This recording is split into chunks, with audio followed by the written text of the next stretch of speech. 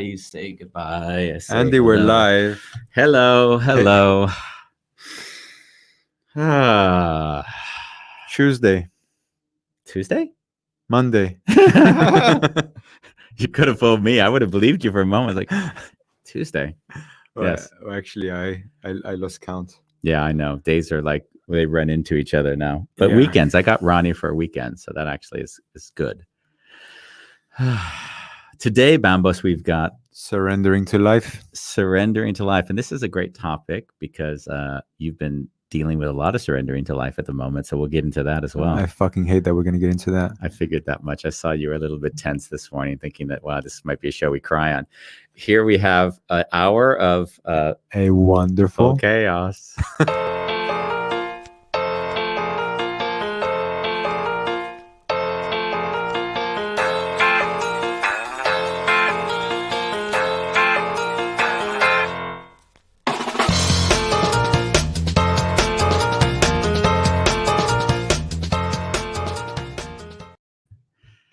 It's always nice to start with that jingle. I always get pumped up before we begin. I love looking at it. We look so professional. I get so many people asking me about that jingle. They're like, where did you have that professionally done? And I'm thinking, yeah, we got it professionally done. It was 15 euros on some site that I can't find back. It was one of these wonderful things you do online. Surrendering to life, Bambos. You know that like a big part of everything I do is allowing everything to be. Yeah. So, and I believe that state, it's a state of mind a lot of times, is obviously connected a lot to Buddhism, right?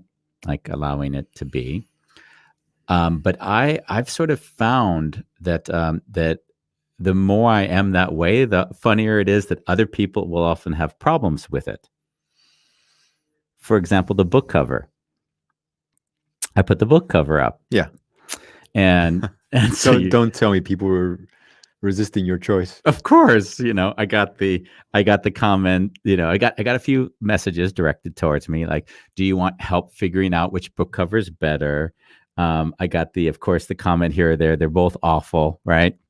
And the humor is that once you've surrendered, you're sort of like, whatever happens, it's all good. Right? It's that loving detachment. I find this book cover awful. But it's kind of grown on to me, but it's funny. Yeah, so but see, and that's the funny thing. So I had a lot of people that love that book cover and that hated the new ones. So it's like taste is a really funny thing. You can't really, satisfy everyone. But getting to the point is that a lot of my life is around sensing where I can't surrender and then feeling the longing or the pain or the incapacity behind that. And then loving that part of me. And I'm guessing from our discussions lately, there's a lot of that going on in your life at the moment, in some areas where it's not all that easy to surrender. It's not even easy to talk about, but I'm talking about it. Yeah. Like the first step is to acknowledge, oh, that's happening in me. Or I'm seeing this and I'm not enjoying it. And then my discovery and what I've learned from you on our journey together is you can't fucking solve this. You can't solve it. So I can think all I want about it and figure out techniques and breathing and this and that, but it's really about just taking a deep breath in and just sitting with, fuck, this is it. I need to create the space in me for this to exist without reacting to it. I'm trying, when you speak, I'm also trying to embody it and not just conceptualize it. So, and sometimes when you'll speak, it'll fully connect with me, and then you might use words that I'm curious what's behind those words. So what are you curious about, Andy? The one I was curious about just now is that, so surrender is not necessarily I put myself in and then have issues with it. Surrender is I'm just at peace with whatever's coming up naturally. So my question to you would be, are there times where I sense sometimes you'll put yourself in difficult situations and then you'll say, I can't surrender to that situation, as if the situation you put yourself in was already natural. Can you give me an example? So you said, I'm going to be celibate for a year. Yeah. So now you say, okay, I'm going to go against my human nature, the desire to have sex. Yeah. And now I'm saying, Andy, I've got a problem with the fact that I'm not having sex. So the question is that what is the surrender is, and it's not that surrender is good nor bad, but you probably could solve it by going out and having a lot of sex. And when I say solve it, you know what I mean by solve it. Yeah. Yeah. So I've done that in the past, right? Okay. I would go out. It was a lifestyle that wasn't nurturing. Okay, but slow down. Like, because now I don't want to throw the baby out with the bathwater. I want to kind of understand a little bit. Yeah. So what was it about living that way which wasn't satisfying? The intention behind it. Okay. The intention, like feeling in. Well, I can bring it to the now. I see a beautiful woman on the streets. Okay. And I see how I automatically objectify her, like, wow, nice ass. Okay. But then after I take a deep breath in and I become aware of that thought, then I'm like, okay, so what else is there? What else is there besides the form? And it's actually about me, Bambos, as an entity, looking at the woman and thinking, oh wow, it's also a human being. And do you have any intention besides having sex with that woman, like seducing her and using her to fill up a gap? Mm-hmm.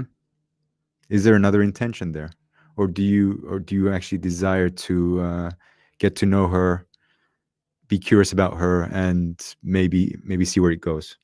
And if the answer is no, then you don't do it. So in my year of celibacy, the answer was always no. I have no intention in going deep with that woman. Oh, okay. Okay. From the start. Yeah. So from the start, now I'm starting to, you're telling me that you spent a good portion of your life feeling like the hole that I was filling was this excitement of picking up on women. Yeah. And in some ways, there's two sides. I don't want you to, there's something that I don't feel is quite right. And it's part of what you said, which is that everybody has agency over themselves. So it's not like you took away any power from anybody else. Oh, but I don't care what other people do. I'm just looking at myself. No, exactly. But the way you described it had an aspect of it, which was like as if you were not serving the other person. Like you were. Oh, like, let's get one thing straight. Like, I could tell myself the story. I'm a great lover. Okay. Yeah. And I can justify, like, there's so many guys that girl can sleep with. Okay. So we're going to have a great experience together. But that would be me just not taking a good look at myself and using that rationale to make it feel better. And when I take that rationale, it is me scared to commit. Okay. So I kind of do see that there's a journey here between my heart. Like, if I'm gonna meet a woman, like, I want to fucking love her fully. And fully commit and allow myself to go on that journey. And I'm not talking in religion. I'm really talking about full commitment. And I think my ex-girlfriend was the first time I really committed. Yeah. Like, I had to have that agreement with her from the very beginning. But I've never really given myself the chance to not run away. And where does that come from?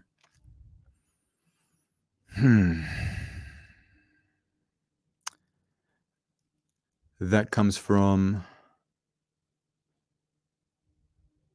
well, I can give you a lot of reasons. Yeah, but just at this moment, don't go reverse. Say what jumps out at you immediately. The hardest place to go immediately.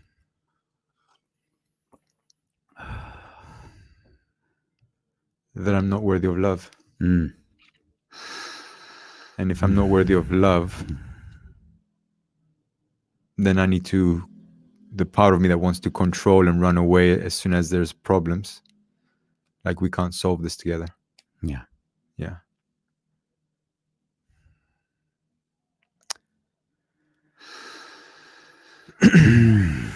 Wow. And what I've also shared this morning was I've been not talking about it. Like Mm. if I'm with a woman, I haven't been talking about, hey, listen, I'm with you, I love you, and I'm scared. And when I'm scared, I start looking outside of the relationship. Like I Mm. see myself doing that. Having said that, Andy, I do want to acknowledge, like I know I don't want to portray myself as a complete asshole, but on my journey, I've, at least the last 3 years, I've said no too many times to women. Like I've said no, or even at parties, like I'm not going to take you home with me. Mm-hmm. And I would get, oh, it's only sex. What's the big deal? I'm like, exactly. That's Yeah. so I have been able to control myself, Mm-hmm. but at some point it gets really too much, so I have to remove myself from the situation, like physically. Mm.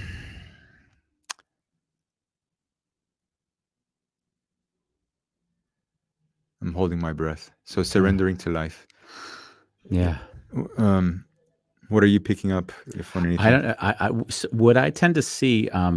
You know how it works for me when I'm with another person absorbing. I tend to see if I'm sitting there, I'll start to get confused because in my mind, I'm sort of empathizing a bit with where you are. So if you're confused on a subject, I'll be confused on that subject. Usually, I don't tend to have an idea ahead of time. It's more like, where am I with you right now? And as you talk, I hear like there is an aspect of there which just feels like there is confusion. And now me sitting with you creates confusion in my head. Oh, there's definitely confusion. Yeah, like, for sure. Like I have no idea how to navigate. There's no roadmap. I just feel completely at the mercy of whatever. Yeah, but like you're choosing to experiment. I would call it an experiment with how it is for you to navigate first celibacy, which is its own experiment. A year without sex is it's a long time to say, hey, I'm not going to do this. So in that way, I'd almost say like a scientist. The first question for me to you is, what did you learn through that experiment? Like, what did you learn? Not going into anything. Like, what did you learn about yourself? What did you learn about society? Like, what did you learn from that?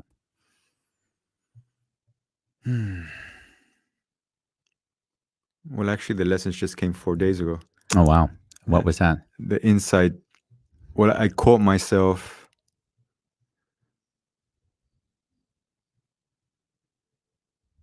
I caught the seducer in me Mm-hmm. wanting to go out to play, Okay. and I was like, wow. I thought this part of me was getting tamed, but in fact, when I recognized it, I just looked at the whole year. I'm like, he's always been there. I just haven't been feeding him. Yeah. So you've been suppressing something of yourself. I've been suppressing it. I've been staying home a lot. Like we're not going to go out. There's this going from A to B and not allowing that part of me to go and feast. And end of the day, if I'm tired and I just come home and I'm like, wow, feels like I just want to disconnect from myself. Like I don't want to be in my body. I just want to numb it out in whatever way possible. And when I don't do that, I just end up crying. But the whole year, I didn't realize that those tears were actually from me not giving me the thing that I don't even know what the word is. Yeah. Lusting after. So I can only associate this with where I went through in my own journey. And you remember in the last letter, I think I wrote about it quite a bit. And is that at some point there was like there was the identity, as there always is, of Andy at that fixed moment in time, say, call it 8-10 years ago. Yeah. And that identity, at some point, I started not feeling comfortable with that identity. Like I started to see it, and then I started to judge that identity. So I felt like I don't like that Andy.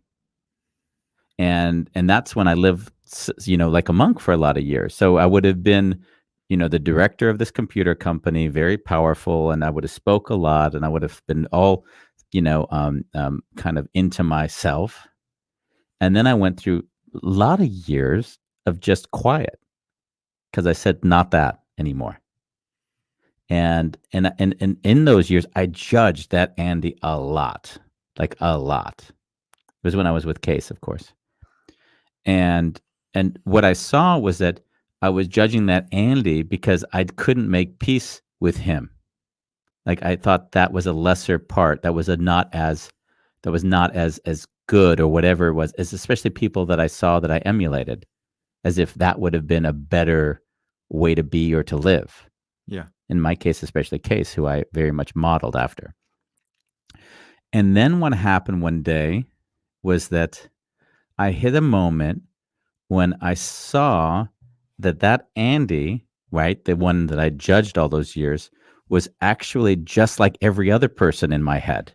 Just like you, just like him, and if I could have compassion for every other person, then why couldn't I also have compassion for Andy? Yeah, I get that. And then it goes further than so at that moment, what I saw happen was I could turn on all of the old, whatever that Andy was, without only being that. So we would not be doing the show if I had any judgment towards Andy.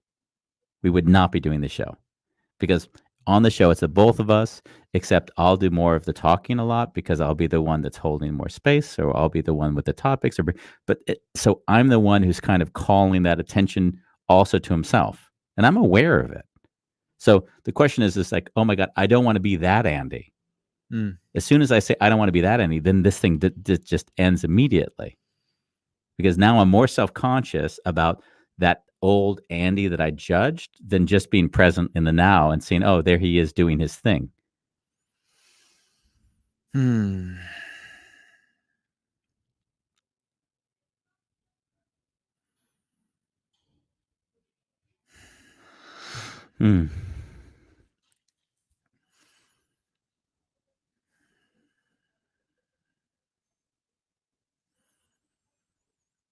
Yeah, I can't say anything to it, Andy, because anything I would say would be to defend or justify what I'm experiencing in me. And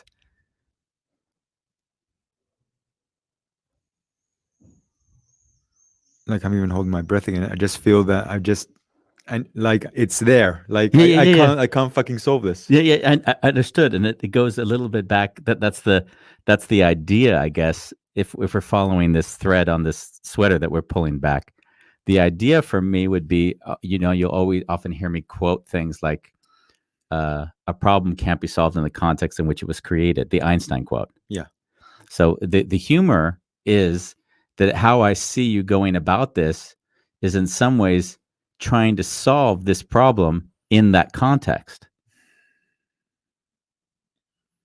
Like, Andy, I need to conquer it in the context of I am.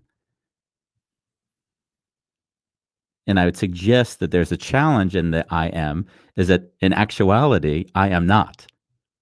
You're not taking the next step into the abyss. You're taking the step into, let me stay in my solidified idea of identity. Let me believe that identity. Let me talk about it and try to act it out and, do my hour-long shows where I reinforce a bit of that identity just by talking about it instead of letting it dissolve. And then seeing that it's still there, but it's not reaffirmed by you trying to create it more of it.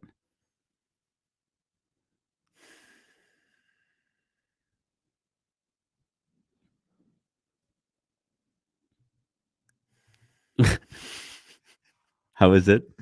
To logic? Well, that's great, but I don't have anything to hold on to. Like, exactly. Like there's like. Exactly. Yeah. So like imagine that if you didn't have anything to hold on to and we're just sitting here looking at the camera, enjoying ourselves, there's no idea that I should or shouldn't, what I know of you from the drug addiction is that you've survived through control. Yeah. And that control was, of course, in the kind of discipline of like making sure I don't go back into it.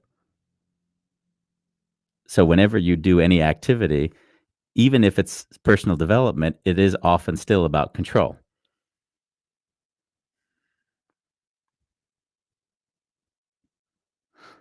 I'm listening.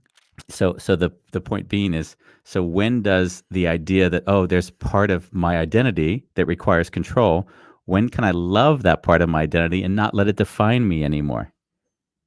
Because then you're not like how you go about solving your issues is not confined anymore to I need control. And that could very well be, I'm suggesting, part of the problem of finding peace here.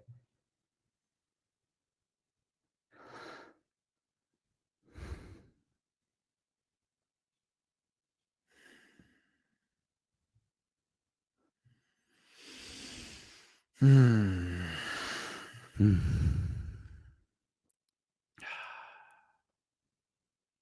I'm completely not with you. Yeah. Yeah. That's okay. Where am I losing you?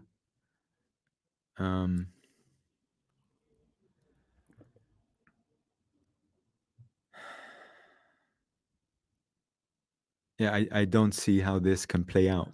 Like, I go out on the streets, I see a woman, it's like what you're telling me is just do you. And that's exactly what I'm not doing. And I would say, just observe you doing you and see how it looks to observe that person instead of be that person. I don't understand that. Okay. So there's a person that goes on the street. There's Bambos, right? Yeah. Bambos gets almost so deep into his head that he can't see that he's anything more than Bambos. He's only Bambos. It's stuck in an identity, you could say. Yeah. So now let's say, for instance, that you say, okay, Bambos can be anything, which you are practicing every day. You can cry on the screen for an hour at a time.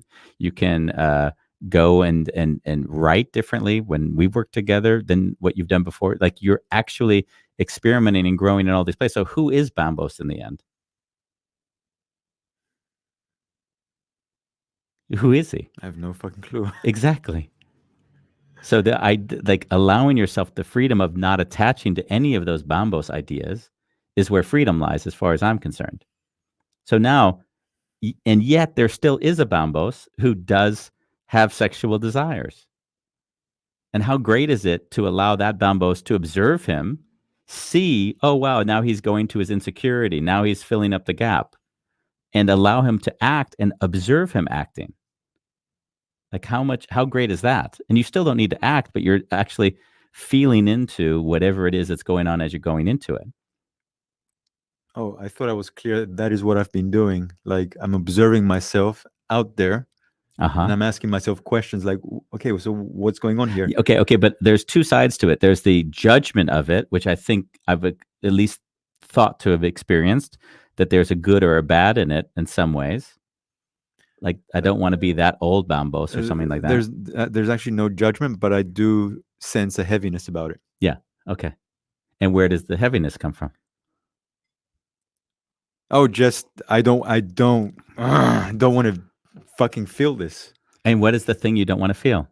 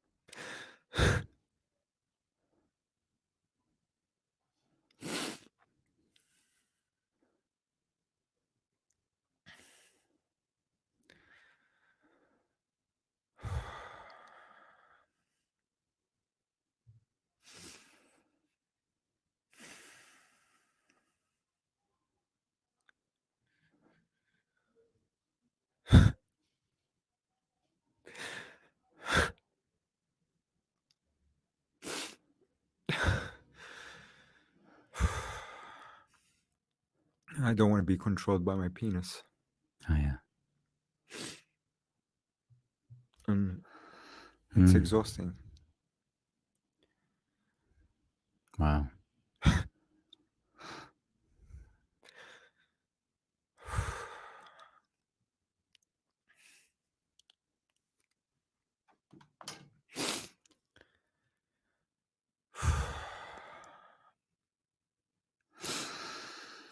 Hmm.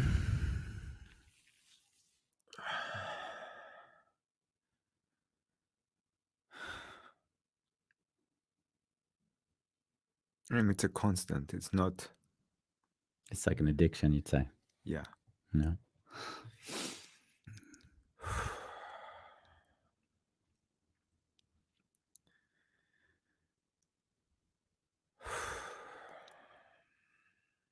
And it doesn't sound like you're able to make peace with that in yourself either.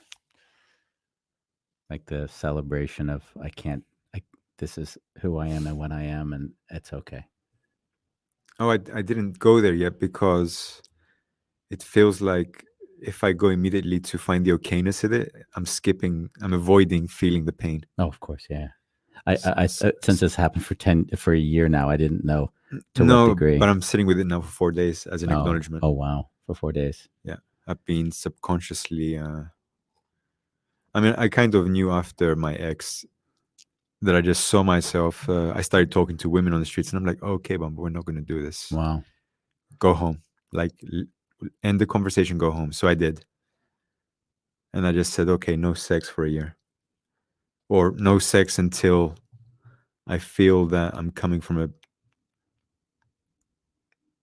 I don't want to use the word pure. A grounded. Yeah, more grounded. Like, I don't want to take anything, but I'm here. And what would more grounded be for you? Just you've been doing this for years, so what have you noticed? What does that look like?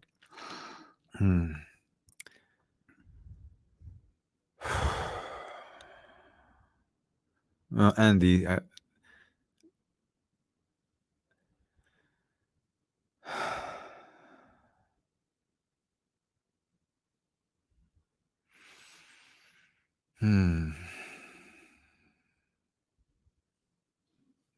just slow down since we're here now. Yeah. I guess what comes up for me and why I started talking about it as soon as I experienced it was because there was so much shame around it that I should hide this part of me. It shouldn't be there.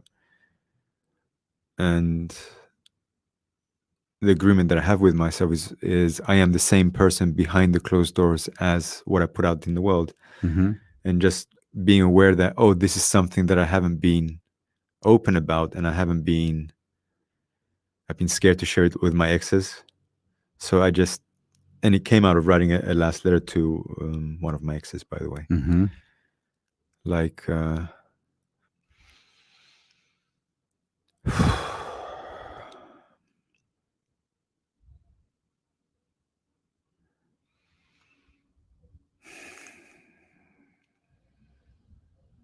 and how it would come out would be, hey, every time we had problems, I just always had to control myself from going out and finding comfort. And just let you know, I never acted on it, but it was really a force I had to deal with and navigate while also being with you.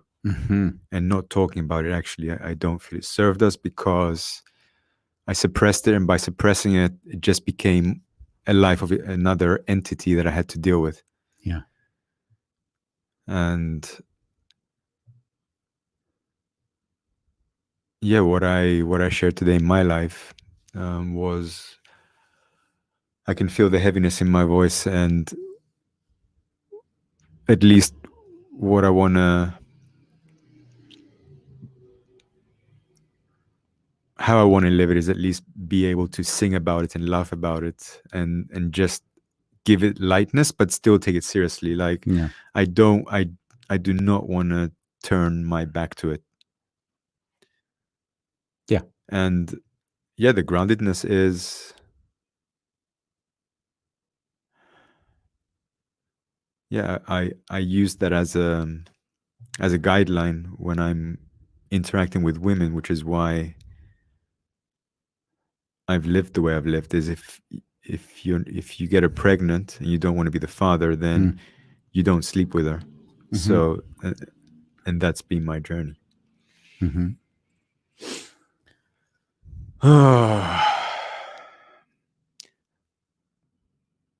But it just feels I've been excluding myself from living. Like I've been busy with my business, my passions, and doing my thing and being whatever I want to do and create, and I fucking love it. And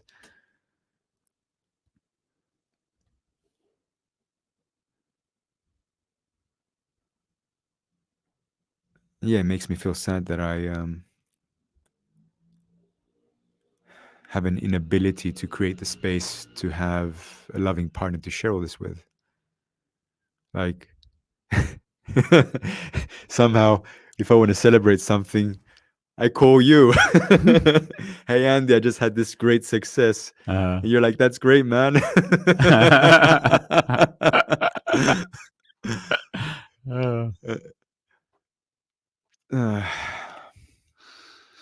Yeah. I don't know how, like, I don't think, like, based on, since the post, I've had messages from men and women, like, sharing, oh, this is fucking normal, whatever, but I don't care. I don't care. I understand. Yeah. It's not about, oh, it's normal, so let's just fucking all let go. It's like, that's not how I want to live.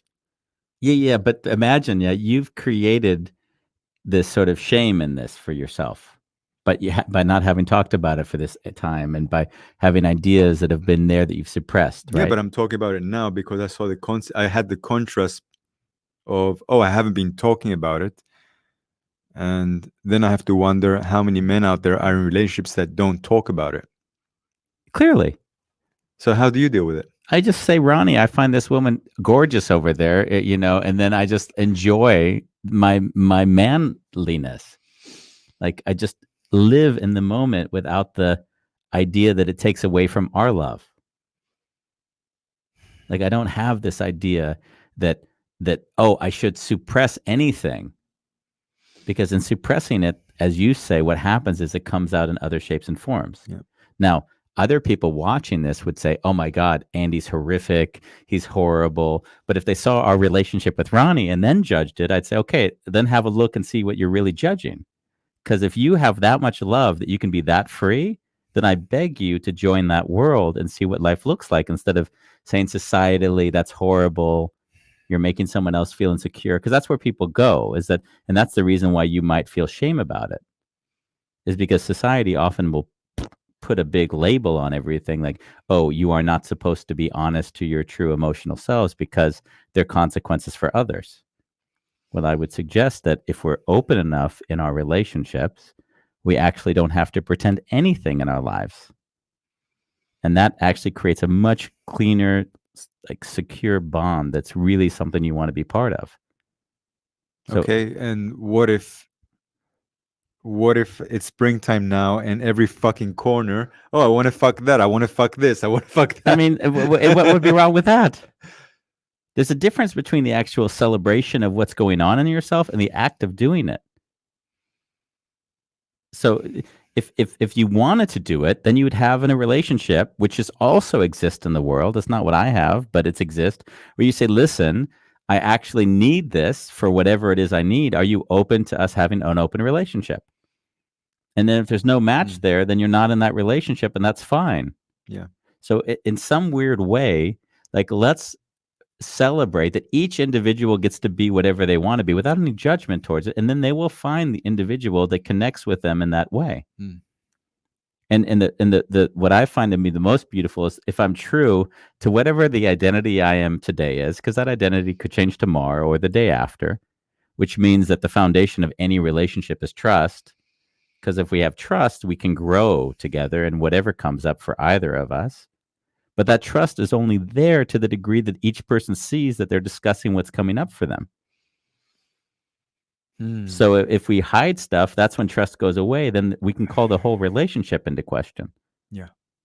So the question, and I see this forming in you, and I love, and I think it's a wonderful journey, is who am I going to become in my next iteration of this part of myself? I don't know that yet. But what I do know is it's not going to be the other self. That's 100%. That's why I always respect you and your journey. Is that, me? I always say you have to say a no to something in order for something to emerge, and you'll never know what the new thing is, because if you knew that, then you'd have to have control. Yeah. So you've chose the journey of saying no. I will not. I'll be celibate for a year, or whatever. I'll be celibate until I feel like I can be more grounded. But then the question is where and how are you going to start to say, this is what I mean. This is why I asked you what grounded meant for you. Because if you don't even have some idea of what that means, you could be celibate the rest of your life, thinking that there's something out there that you actually need. It's a blind belief that you're not even aware of.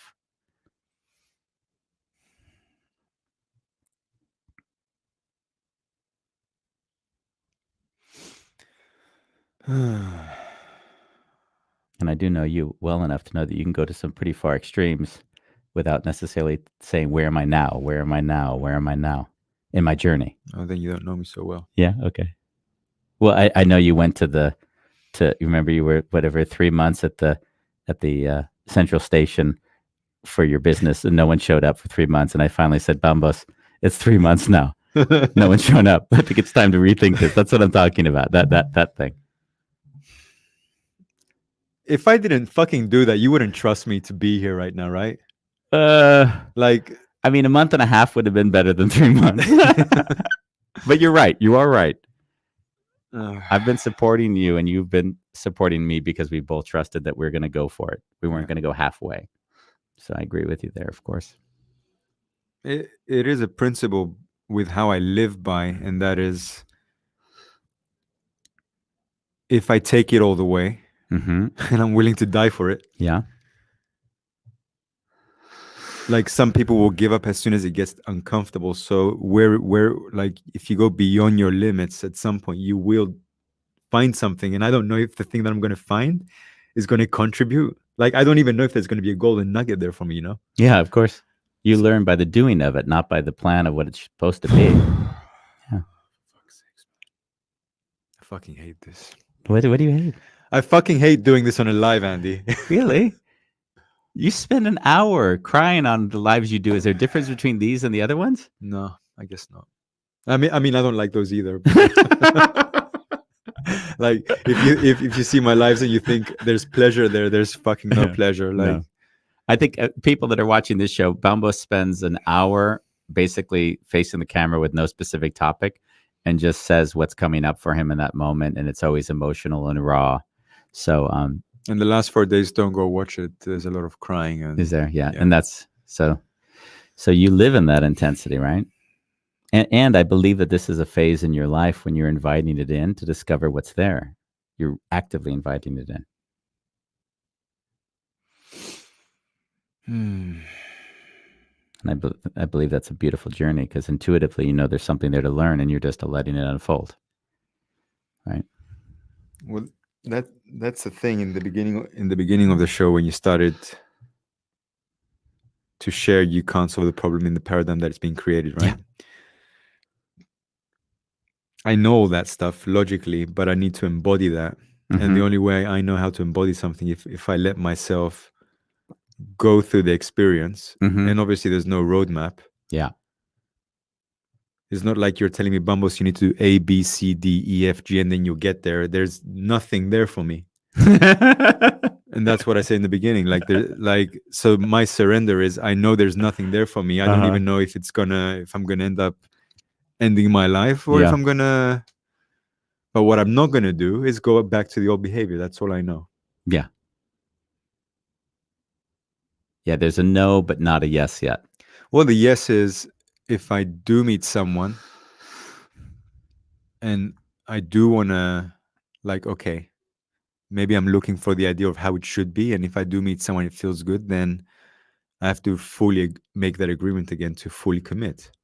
Well, that's what I don't know. That's where I see a potential dilemma coming in that I can't solve in my head. Tell me. Is that I don't know if I fell in love with Ronnie after the first 2, 3, 4 months, half a year. Like, I don't know, what transpired. I don't even know if I thought that she was going to be the one. Slow down. Okay. I'm not looking for the one. like I like the idea of, if I meet someone, Yeah. to be fully in it, like fully, but not with the guarantee and the promise that tomorrow is going to be there. Yeah. But what if that, sorry if I may, what if that was fully true for everyone you meet all the time, even the person you spend a one night stand with? You're fully in it right then.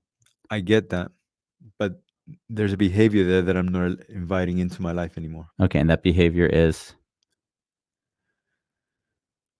Um, using sex to satisfy the beast. okay. So you see you're driven by it. That's, It's out of control. it's out of control. Okay. Mhm. And it's so funny. I'd love to buy into that concept just because you said it, and I respect you. Yeah. But I know that would be just selling myself out. Yeah. Well, you're not in a space right now to allow that, I hear. No, No, no. no. I got it.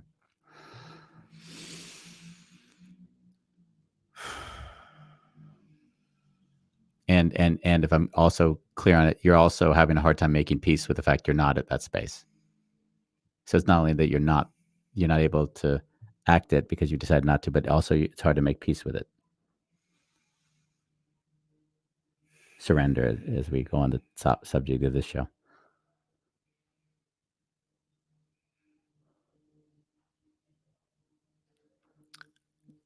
Yeah, I have trouble consolidating with it because there's a hunger there. Yeah. And you know me, how I do it is very much in that, the practice, the wounded healer stuff. I'll do the I am so this or that, and it's okay. It's fucking great. Yeah, like I said, I'm gonna go there, but I also have said no to coping mechanisms when it comes to this. Uh-huh. Or like there's so many techniques I can do to make 100 it. of them. Yeah. Yeah. So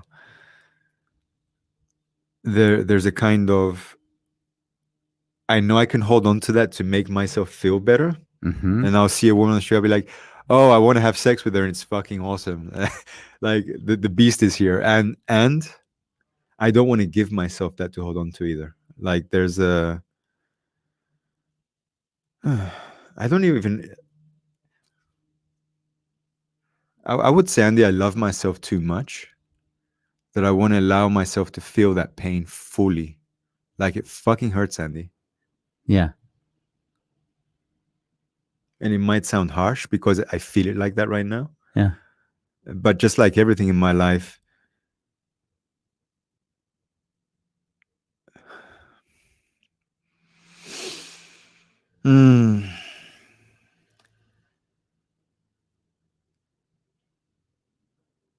I don't want to run to the comfort. Yeah. It's uncomfortable, I would say, and I'm allowing the pain to guide me. Yeah.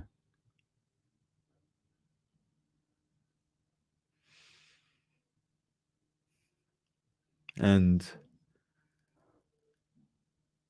I just don't know. Yeah. I don't know if it's the right way. Well, let's agree that there is no right way. There's just the way we decide, Yeah. right? And our, as I always want to see, is that my way, your way, anyone's way. We have an identity which guides us in a certain direction. So I'm always wanting to at least check out in myself, what is it? Not only the thing I'm looking at, but what is it? My part of my identity that keeps me in this way of solving it, so that I see that as well, to the degree that it's possible. Which comes back a little bit to the. I see that I'm scared of going for this path. Like this, I always choose the path which is most scary. Uh-huh. Like the path where there's more resistance, that's the path I'll tend to lean into. And that compared to what the alternative path I suggested earlier about, or not suggested, but at least pointed to, is the context you create isn't necessarily going to help you make clarity of that problem you have. Is that the idea?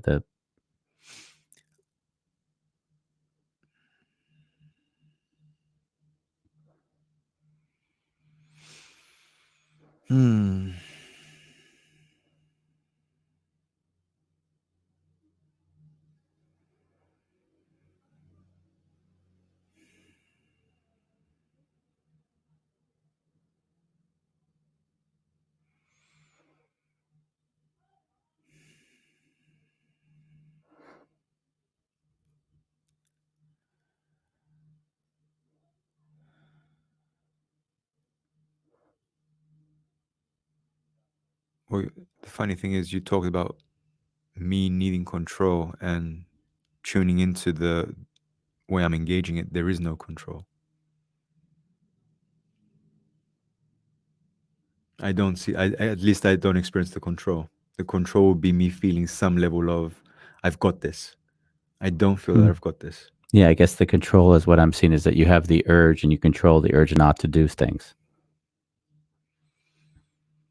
Suppressing emotionally the things that are going on inside yourself. So you're not acting. I'm not acting. Yeah. But I'm acknowledging. Yeah.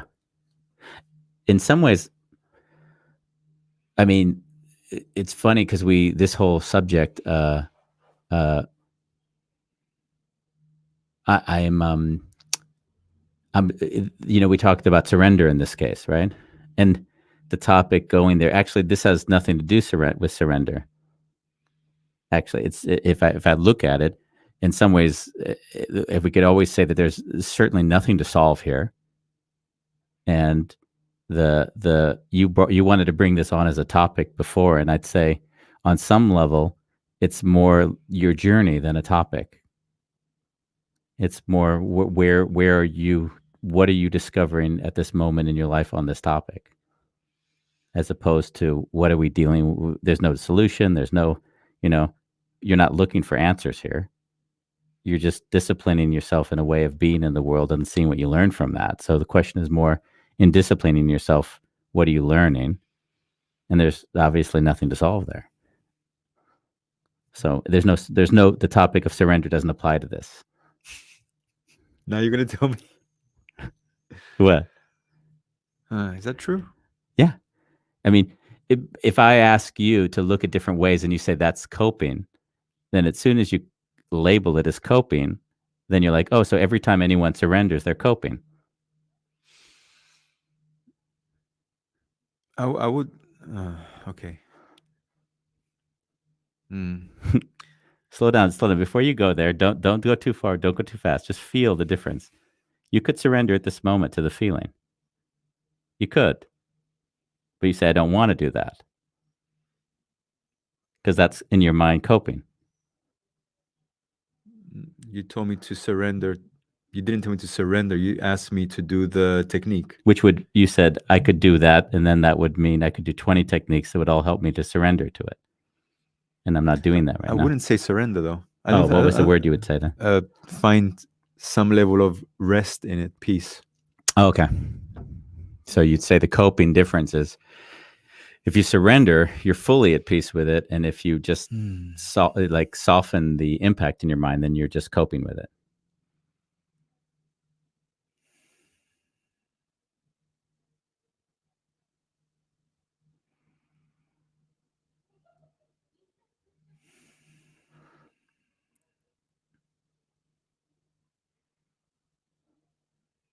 Well, I have to acknowledge that I can't see myself clearly right now. No, it doesn't matter. Yeah. I guess the area where I so as we go through this and we have our dialogue on it, we're on the talk show, so we're playing and we're messing and seeing what if we tinker under this hood, and the tinkering only sort of works for me if there's not a preconceived idea of what it should be. So if you have an idea, no, I want this way, then I'd say, then better not to do anything, because it's better you keep doing the thing that you see serving you at this moment. Because there's something there that intuitively you're doing, and you know that at the end, you'll discover whatever there is to discover. Like that's the intuitive journey you get to make. And no one, including me, of course, should ever come in the way of you fully getting to experience whatever it is intuitively you feel like is the direction that'll serve you now. I actually defined the fact that I'm not giving myself something to hold on to. Surrender.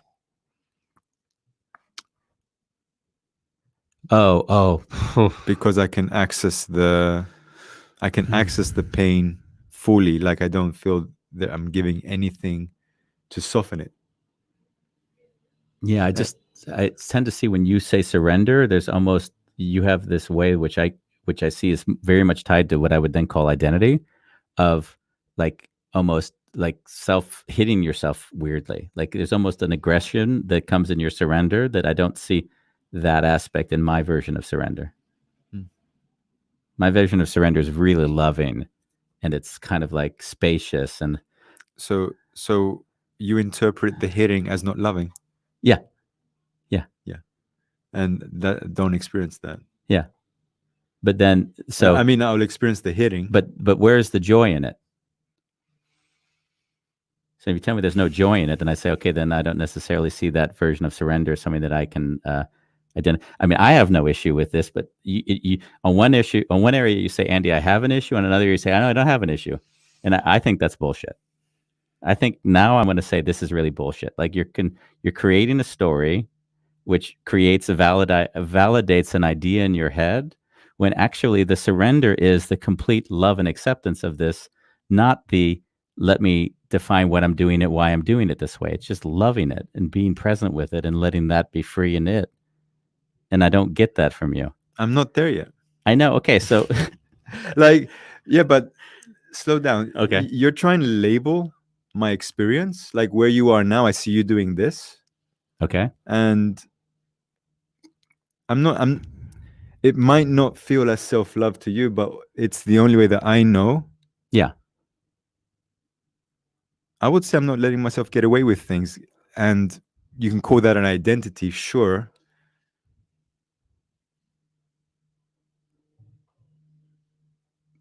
I just don't see it. yeah, okay, Like I'm still in the confusion, so yeah, I can't really articulate, and it's getting really heady for me. yeah. And I mean, let's agree that, as we said, so if you're me, you're like, so Andy, whatever you say is probably true, because I create the context where it's true. You have nothing to defend. There's nothing you have to defend, right? It's always everyone projects onto other people with the limited constructs that they have.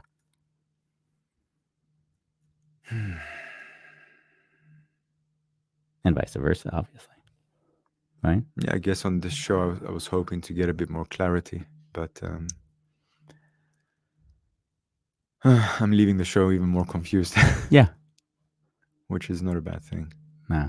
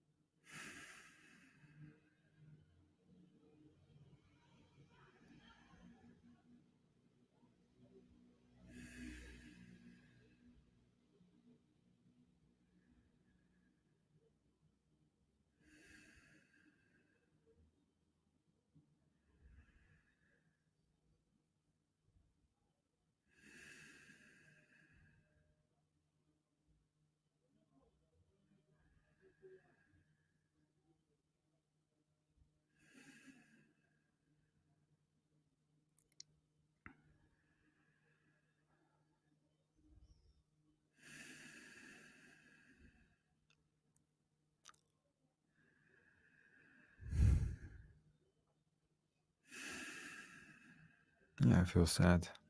Yeah.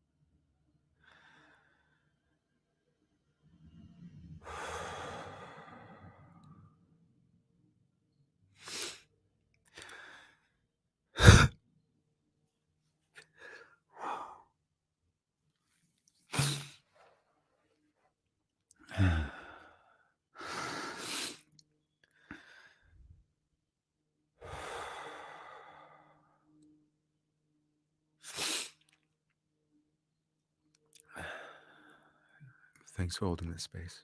Yeah. My pleasure. I think some people watching may be confused that this is a normal interaction we might have, but they've been invited into our world, and that's okay. Yeah. We're not here to solve it. We're just here to be present and let it be. And that's what makes life so beautiful. So, Yeah. That's why I enjoy being with you. yeah. I think other people might have a hard time seeing that if they're watching the video. But that's okay as well. Oh, that's okay. We thank you for joining us on this very interesting episode of A Wonderful Chaos. We'll see you next time. Bye.